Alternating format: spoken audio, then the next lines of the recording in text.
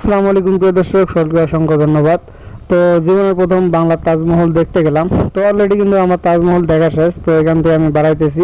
তো ভিডিওটা আপনারা একটু দেখুন। বিরেলেই গেল শেষ।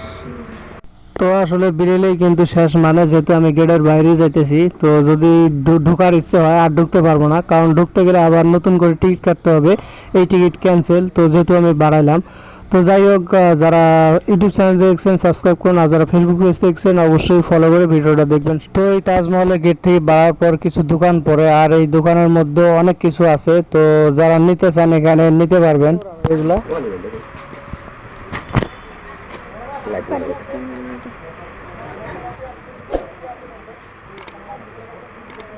কত করে? এগুলা ছোটটা কত, বড়টা কত করে?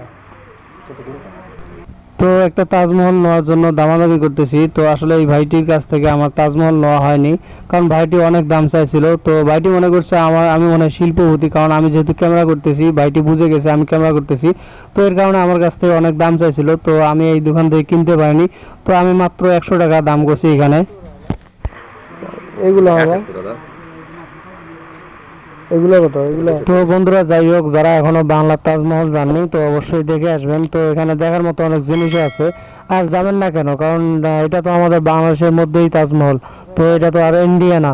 তো যাদের দেখে ইচ্ছে তো অবশ্যই এখানে যাবেন, তো দেখে আসবেন। তো ভাইটির কাছ থেকে আমি নিলাম না, তো সামনে যাচ্ছি আমি।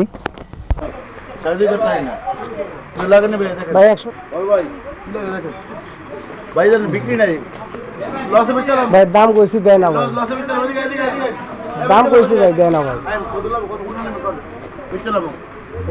এই কার্ডটা কত নেব? 100 কইছি, দিছে না। না আমি 20 টাকা বেচলাম জান। না ভাই 100 কইছি, 120 টাকা বেচলাম না, বেচা কিনা নাই লিখে কইছি। আচ্ছা ঠিক আছে। তো অলরেডি ভাইটির কাছে ফাইনালি তাজমহলটি নেওয়া হয়ে গেল। তো অবশ্যই যদি ভিডিওটা আপনাদের কাছে একটু ভালো লাগে অবশ্যই লাইক কমেন্ট সাবস্ক্রাইব করে পাশে থাকবেন।